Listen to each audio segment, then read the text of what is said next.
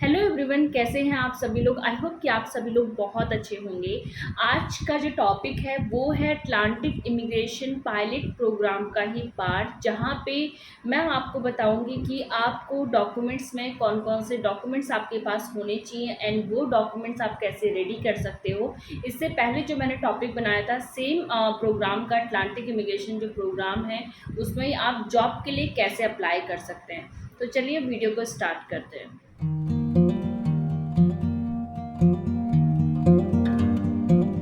किसी भी PR programme को अगर आप अप्लाई करते हैं तो उसके लिए आइल्स या फिर फ्रेंच का आपके पास एग्ज़ाम रिजल्ट होना बहुत ज़रूरी है। दोनों के एग्ज़ाम के बिना आप अप्लाई नहीं कर सकते हो।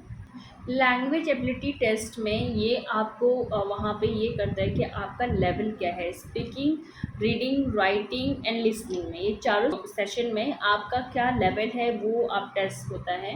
एंड इसके बेस पे ही आप पीआर का किसी भी प्रोग्राम के लिए अप्लाई कर सकते हैं। चाहे हो सकता है कि कोई प्रोग्राम आपका CLB 3 CLB 4 में भी आपको अप्लाई कर सकते हैं। किसी प्रोग्राम के लिए फॉर एग्जांपल एक्सप्रेस एंट्री के लिए आपके पास मिनिमम 6 बैंड ईच होना बहुत ज़रूरी होता है, अदरवाइज आप एलिजिबल नहीं होते। सबसे पहले आप एग्ज़ाम बुक करवाएंगे। एग्ज़ाम बुक करवाने के बाद आप टेस्ट दे सकते हैं। आपका जो एग्ज़ाम का रिजल्ट है वो 2 साल से पुराना नहीं होना चाहिए, अदरवाइज़ आप इस प्रोग्राम के लिए क्या किसी भी अदर प्रोग्राम के लिए कनाडा में अप्लाई नहीं कर सकते हो, स्पेशली पीआर के लिए। टोटल मिला के अगर मैं बात करूँ तो आइल्स का जो रिजल्ट की जो वैलिडिटी होती है वो 2 ईयर्स की वैलिडिटी होती है।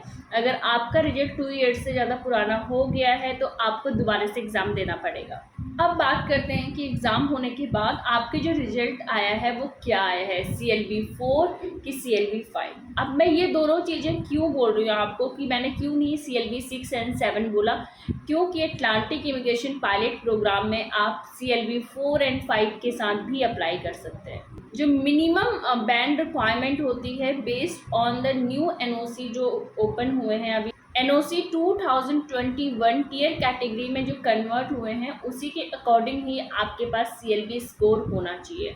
तो सबसे पहला जो पॉइंट है वो है CLB 5 अगर आपका स्कोर आता है तो आपका जो टीयर है 0 1 2 3, अगर आपका NOC कोड 0 1 2 3 है तो आप CLB 5 के स्कोर के साथ भी इस प्रोग्राम में अप्लाई कर सकते हैं। और अगर आपका CLB 5 नहीं आया है तो कोई टेंशन वाली बात नहीं है, आपका CLB 4 भी आ गया। दैट मीन्स कि लिसनिंग में आपके मतलब या रीडिंग में किसी भी एक पॉइंट पे आपके 3.5 बैंड आए हैं, बाकी में आपके 4 4.5 बैंड आए हैं, तो भी आप इस प्रोग्राम में अप्लाई कर सकते हैं। बट आपका जो टीयर होना चाहिए वो 4 होना चाहिए।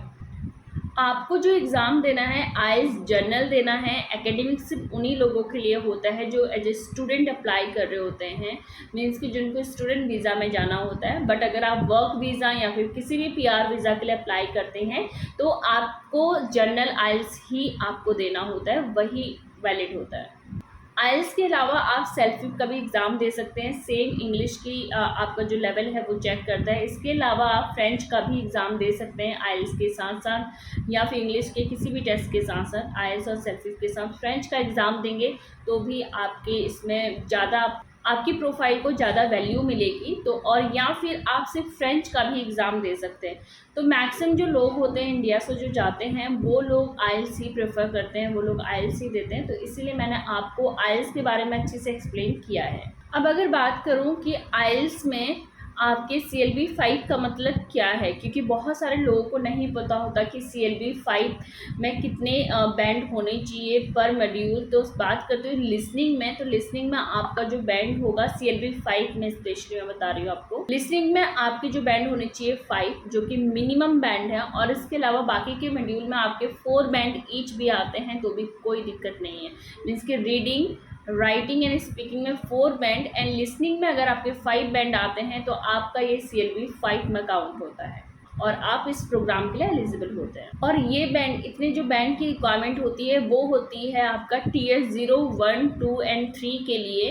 एंड टीयर 4 के लिए जो आपका स्कोर होना चाहिए वो CLB 4 होना चाहिए एंड पर मॉड्यूल आपका होना चाहिए रीडिंग में 3.5, writing 4 band, listening 4.5 band and speaking 4 band. ये है आपका CLB 4, जिसमें आप टियर 4 की जो कैटेगरी में लोग आते हैं वो लोग अप्लाई कर सकते हैं। ये तो मैंने आपको लैंग्वेज के बारे में बता दिया। इसके अलावा ECA एजुकेशन क्रेडेंशियल असेसमेंट भी आपको करवानी होती है। अगर आपकी कोई भी डिग्री, डिप्लोमा या सर्टिफिकेट कनाडा से नहीं है तो आपको इवैल्यूएट करवानी पड़ती है आपकी अपनी एजुकेशन की ये इक्विवेलेंट है कनाडा के किसी भी डिग्री या डिप्लोमा से। मीन्स कि अगर आपने मास्टर्स करी है तो हो सकता है कि वो कनाडा के सिर्फ बैचलर ही काउंट हो। तो आपको ECA ज़रूर करवाना है, क्योंकि विदाउट ECA एंड IELTS आप इस प्रोग्राम के लिए अप्लाई ही नहीं कर सकते हैं। एंड ECA की जो वैलिडिटी होती है वो 5 ईयर्स के लिए होती है। आप चाहे तो किसी भी बॉडीज से करवा सकते हैं, बट सबसे पहले जो रिजल्ट आता है वो वेस वर्ल्ड एजुकेशन सर्विस से आता है, जो कि 30 वर्किंग डेज में आपको रिपोर्ट मिल जाती है। नेक्स्ट जो डॉक्यूमेंट्स आपको रेडी रखने हैं वो है प्रूफ ऑफ फंड, जिसके लिए मैंने एक पर्टिकुलर वीडियो बनाई है अटलांटिक इमिग्रेशन पायलट प्रोग्राम के लिए, कि कितना फ़ंड चाहिए आपको, कितना कैसे दिखा सकते हैं, कौन कौन से तरीके हैं फ़ंड दिखाने के लिए। प्रॉपर उसमें मैंने एक वीडियो बनाई है, आप जाके मेरे चैनल में देख सकते हैं। अब किसी भी कंट्री में आप अलग से जा रहे हैं, मीन्स कि आपकी होम कंट्री में जॉब, घर, फैमिली सबको आप क्लोज करके वहाँ पे जा रहे हैं, फैमिली के साथ जा रहे हैं, वहाँ पे पूरा एक नया करियर स्टार्ट करेंगे, बच्चों की नई एजुकेशन स्टार्ट होगी, तो आप हेल्प ले सकते हैं। जो वहाँ पे सेटलमेंट करवाते हैं, जो NGOs होते हैं, उनकी हेल्प ले सकते हैं, जो कि फ्री ऑफ कॉस्ट है। अगर आप Canadian Atlantic immigration pilot program की वेबसाइट पे जाएंगे तो वहाँ पे आपको जाना है किस वाले उस पर, गेट ए सेटलमेंट प्लान पे। वहाँ पे आपको NGO की लिस्ट और जो भी वहाँ पे सेटलमेंट करवाते हैं उनकी पूरी लिस्ट मिल जाएगी। एंड वो लोग हेल्प करेंगे आपको वहाँ पे घर ढूंढने पे, वहाँ पे सेटल होने पे, और जो बाकी की कम्युनिटी वहाँ पे रहती है उनके साथ गेट टुगेदर करने पे, ताकि आप एक दूसरे को जानें।